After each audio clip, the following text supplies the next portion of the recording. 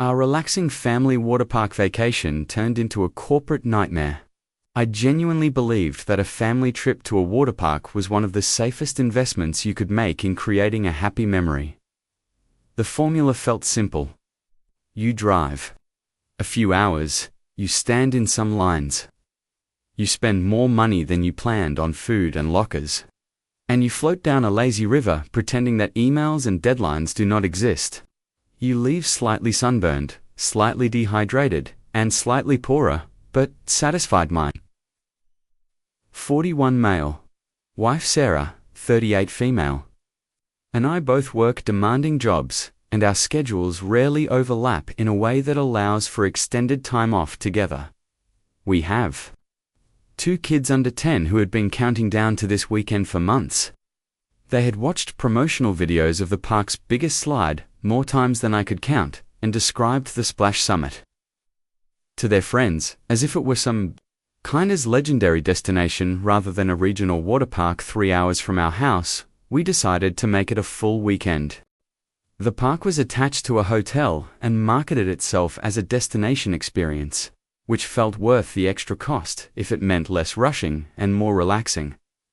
We left early Friday morning with a cooler of snacks, a trunk full of towels, and 2 children practically vibrating with excitement in the back seat. A first hint that something might not go according to plan appeared the moment we pulled into the parking lot. It was not just busy, it was madness. Cars circled endlessly in search of open spots. Families unloaded wagons stacked with bags and pool gear. Despite clear signage stating that outside flotation devices were not permitted, the entrance line stretched through the sliding doors and out into the humid summer air. A large banner hung above the entrance reading, "Welcome to the biggest weekend of the summer." This was not mentioned anywhere during booking. Inside the hotel lobby, the noise level was overwhelming. Children shrieked in that high-pitched tone that can signal either pure joy or total meltdown. Parents already looked tired. The check-in line moved at an almost painfully slow pace, and it took us 45 minutes to reach the front desks, the employee who finally handed me our room. Keys did not look up when he spoke.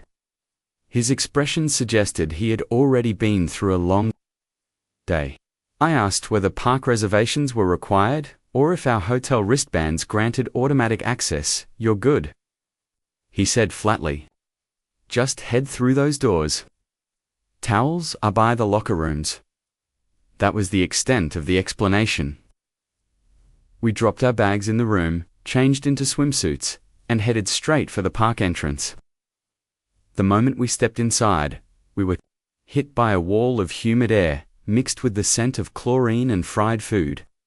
Towering slides twisted overhead, and a giant tipping bucket loomed above the main splash structure like a centerpiece attraction for the first 15 minutes. It felt like we had made the right decision. But then the wave pool shut down. A lifeguard blew his whistle repeatedly while an announcement crackled over the speakers, explaining that the pool was temporarily closed for maintenance. A collective groan rippled through the crowd as hundreds of people redirected themselves toward other attractions. We adjusted our walking path and moved to the park's signature 4-person raft slide. The posted wait time was 60 minutes. It ended up taking nearly 2 hours. The line crawled forward at a pace that felt almost intentional. We stood on an exposed metal staircase as the sun intensified overhead. The children grew restless. I noticed that employees at the top of the slide sent rafts down with long pauses between each dispatch, creating unnecessary delays when we finally reached the front of the line. A teenage attendant informed us that the ride was closing due to a technical issue. There was no warning or apology. After 2 hours in line, we were simply redirected. I felt irritation begin to settle into my chest, but I forced myself to stay calm. I did not want the kids to absorb my frustration. We told them we would try something else and headed toward the lazy river, which seemed like the safest option for regrouping. Fortunately, the lazy river was anything but relaxing. Half the inner tubes were missing. The current stalled in multiple sections, causing congestion beneath decorative waterfalls and bridges. At one point, we were completely gridlocked, unable to move forward, while an employee nearby watched passively, leaned toward me and quietly said, "This feels disorganized." She was retasked. The afternoon continued. More issues surfaced. Trash bins overflowed, and towel racks stood empty. Nothing was catastrophic on its own, but collectively, it painted a picture of neglect. The situation worsened when our youngest slipped near the snack bar entrance. It was not a dramatic fall, but he went down quickly and scraped his knee on concrete. The ground was slick, not with water, but with what appeared to be a sugary residue that had not been cleaned. I approached 3 nearby employees and calmly explained what had happened. One of them nodded and said someone would take care of it. But no one moved. Minutes later, another child slipped in nearly the same spot. That was when I asked for a manager. It took time to locate one, but eventually a supervisor named Kyle approached. He appeared composed, clipboard in hand, with the demeanor of someone trained in customer deflection. I explained the slip hazard, the extended wait times, and the lack of communication. He responded with a rehearsed smile and informed me that the park was operating at full capacity and that minor inconveniences were to be expected.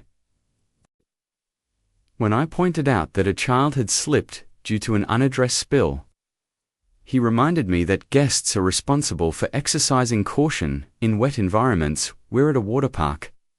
He added, as though that explanation was sufficient. There was no acknowledgement of oversight or apology. Sarah joined the conversation, equally calm, but clearly unsettled. Kyle repeated the same corporate phrasing to Herbie. Late afternoon. The park's main slide had officially been labeled out of service until further notice. The attraction featured prominently in every advertisement was simply shut down, with no timeline provided. As we left that evening, I noticed Kyle laughing with another supervisor near the gate. Seemingly unconcerned by the steady stream of dissatisfied families leaving, that was the moment I understood that this weekend was not going to be about relaxing, and we had not even yet seen the worst of it. Saturday morning began with cautious optimism. Despite the chaos of the previous day, the children woke up excited and hopeful. Sarah and I had discussed leaving early, but we decided to give the park another chance. We arrived 30 minutes before opening, believing that an early start might help us avoid the worst of the crowds, but there was already a line forming outside the gates when the park opened. There was a brief window of calm. The air was cooler, and the walkways were manageable. For approximately 20 minutes, everything felt salvageable. We headed directly to the large raft slide that had closed the day before. New sign had been added. Temporarily closed, awaiting inspection. There was no staff nearby to provide clarification. We adjusted again and moved to the racing slides on the opposite side of the park. For the first time all weekend, something functioned properly. The kids raced side by side and emerged from the splash pool grinning. For a short while, the experience felt almost normal. Then the buses arrived. Literal charter buses of teenagers wearing matching wristbands poured into the park. Some kind of organized youth event that had not been mentioned during booking or check-in. Within an hour, line lengths tripled. The lazy river once again turned into a slow-moving standstill. The wave pool reopened briefly before closing again due to what an announcement described as a water quality issue. Around noon, a lifeguard jumped into one of the larger pools to assist a teenager who had panicked mid. The situation resolved quickly and professionally. But what unsettled me was how rapidly the pool reopened without visible discussion or review. Supervisors stood nearby, including Kyle, who appeared more focused on conversation than evaluation. By early afternoon, the park felt beyond capacity. Chairs were unavailable. Trash bins overflowed again, and bathroom lines extended into hallways. Then a bench collapsed beneath our youngest. The wooden slat cracked under his weight and gave way, dropping him backward onto concrete. The wood was visibly rotted at the support point. An older guest nearby mentioned that the bench had been unstable since the previous dyer requested Kyle again. He examined the damage briefly and stated that maintenance would take a look. These things happen. He said Sarah calmly requested a refund for the second day and the remainder of our stay. Kyle informed us that refunds were issued only in cases of full facility closure and that the park remained open. As long as something operated, they considered the experience delivered. That was the moment I understood this was not accidental disorganization. It was calculated cost-cutting. We left the park early that afternoon, and for the first time, I stopped thinking about salvaging the weekend instead of squeezing in one more ride or convincing ourselves that Sunday would magically improve. Left the park mid-afternoon and drove into town for dinner. The kids were disappointed at first, but exhaustion softened the blow. They had waited in long lines, watched attractions close repeatedly, and I could tell they sensed the tension in the air, even if they could not fully articulate it. The diner we chose was simple and unremarkable in appearance, but it delivered something the water park had not: competence. The floors were clean, the staff was attentive without being overwhelmed, and the food arrived promptly. Water glasses were refilled without having to flag someone down. The contrast was stark. While we ate, I noticed at least 3 other families wearing the same brightly colored park wristbands. There was no laughter about an unforgettable day. Instead, there were quiet conversations and the unmistakable tone of people recalculating whether they had made a mistake back at the hotel that evening. The lobby felt different from the night before.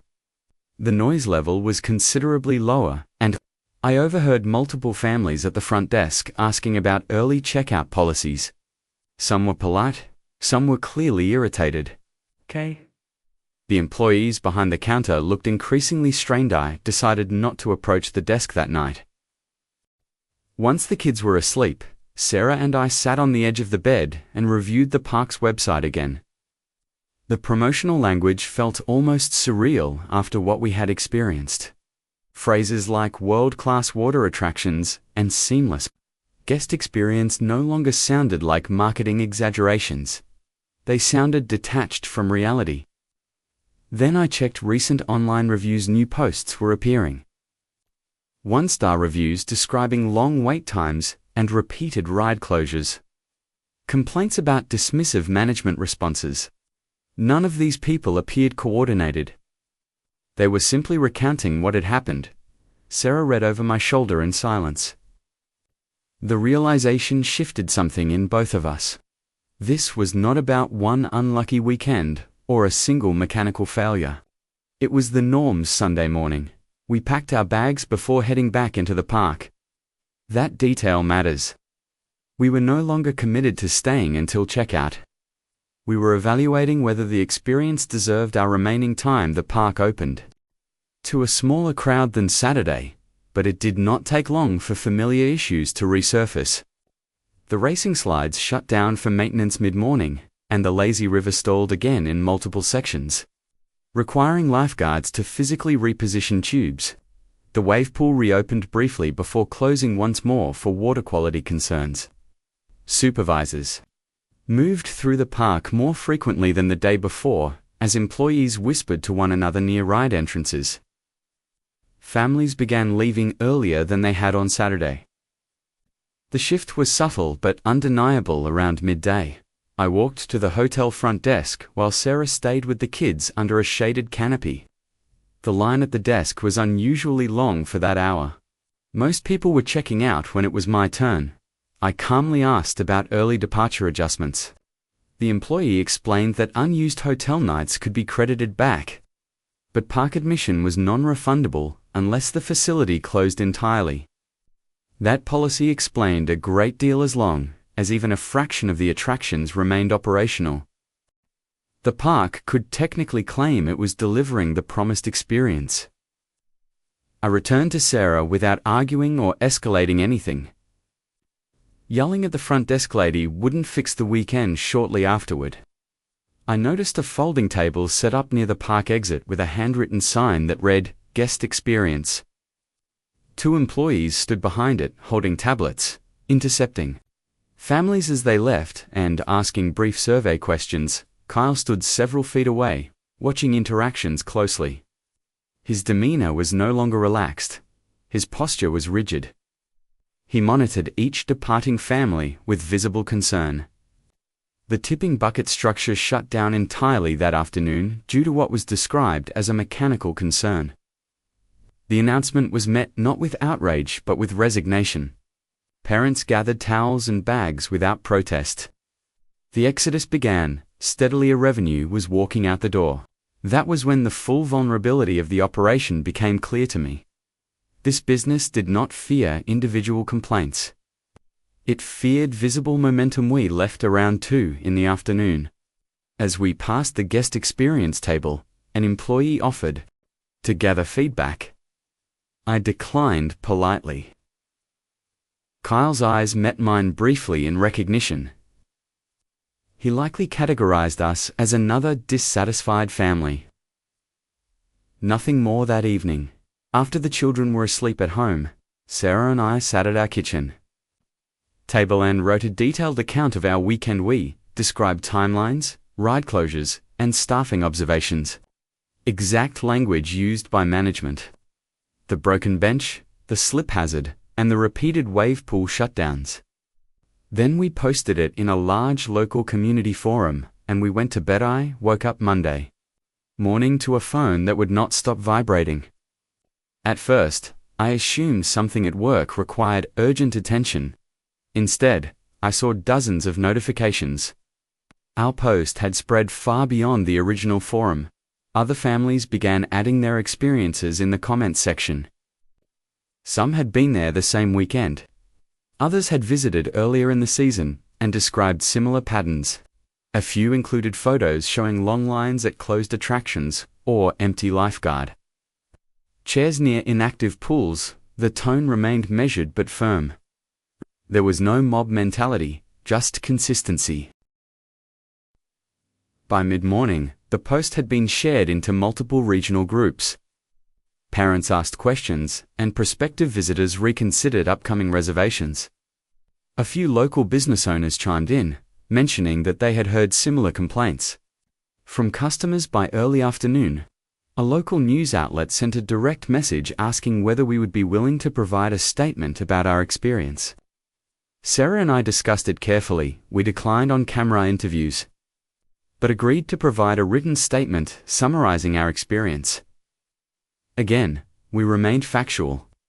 We emphasized safety concerns and operational inconsistencies rather than emotional frustration. That evening, the park posted a statement on its official social media page. The language was polished and neutral. It acknowledged unexpected maintenance challenges over the weekend and thanked guests for their patience. Was no direct apology or any mention of refunds. The comments section filled rapidly. Guests linked our post, while others added their own stories by Tuesday morning. The park announced it would close for 3 full days for comprehensive safety evaluations and operational improvements. 3 full days during peak season. That decision alone represented a significant financial loss. But the story did not end there. Local news stations picked up the closure announcement. Our written statement was quoted alongside others. Interviews with additional guests aired that evening. The narrative was no longer about a busy weekend. It was about operational standards. By Wednesday afternoon, the park released a second statement. This one was different. It acknowledged that staffing levels and maintenance scheduling had not met guest expectations. It announced the restructuring of on-site management oversight and promised updated maintenance protocols. It also offered automatic partial refunds for affected weekend guests. Regardless of whether the park had technically remained open, Kyle's name was not mentioned, but his absence from subsequent public communications was noticeably on Thursday. An email arrived in my inbox. It contained a full refund for our park tickets and a partial refund for our hotel stay. It also included a complimentary family pass valid for the following season. The most satisfying part was not the refund, it was the shift. The following weekend, I checked online reviews again. Guests reported improved staffing visibility. Rides opened on time and maintenance announcements were clearer. The guest experience table remained, but it appeared integrated rather than reactive. The weekend that was supposed to be a relaxing family getaway turned into something far more instructive. The slides eventually reopened, the lazy river flowed smoothly again, and the tipping bucket resumed its dramatic cascade. And somewhere behind the scenes, policies were rewritten. Even if we never used the complimentary passes, the 3-day closure was only the beginning. At first, it felt like a corporate pause button. An attempt to let public attention cool before resuming operations exactly as before. I expected a reset, like a few extra staff members on visible patrol or a carefully worded apology. And then a gradual return to business as usual. That is not what happened. By the end of that week, the park's website homepage had changed. The promotional banner that once highlighted its largest funnel slide now featured a message about renewed commitment to safety and guest experience. The language was no longer glossy and exaggerated. More importantly, the reviews continued. Guests who had visited during the problematic weekend kept posting their experiences. Some echoed ours almost exactly, while others included additional details that we had not personally witnessed, such as lifeguard shortages in certain sections and mechanical issues that had apparently been recurring for weeks. It became increasingly clear that our weekend had not been an anomaly. It had been a breaking point. Local news coverage expanded the story beyond a simple vacation complaint. A short investigative segment aired on a weekday evening, featuring interviews with several former seasonal employees. They described compressed maintenance schedules, delayed repairs due to budget approvals, and pressure to keep attractions technically operational, even when they were experiencing recurring faults. Collectively, they painted a picture of exactly what we experienced. The most telling development came quietly. By the following Monday, the park's corporate parent company released a formal statement announcing a regional operations review. They emphasized guest safety, operational transparency, and leadership accountability. The refund had been processed to our account. The complimentary passes remained unused in my inbox. Sarah and I discussed whether we should give the park another chance the following season. If only to see whether the changes were real. In the end, we decided something else. We would let our children choose the next adventure. Months past summer faded into fall, and the intensity of the story cooled. The water park reopened after its closure and completed the remainder of the season without major incident, at least according to public reports. Reviews stabilized, and comments shifted from frustration to cautious optimism. Unexpectedly, I received another email. This one was shorter and more personal. It came from a newly appointed regional operations director. He explained that he had reviewed our original account and appreciated the specificity and restraint with which we had described our experience. He stated that our post had been used internally during management retraining sessions as an example of how guest concerns should be handled differently. I read that sentence twice. Our frustration had become a case study. Who did not ask us to return or offer additional compensation. He simply acknowledged that our account had prompted meaningful evaluation. That acknowledgement carried more weight than any complimentary pass. Following summer, we drove past the highway exit that led to the water park. The sign had been updated. The phrase, "now operating under enhanced safety standards," was printed across the banner. We did not take the exit. We kept driving.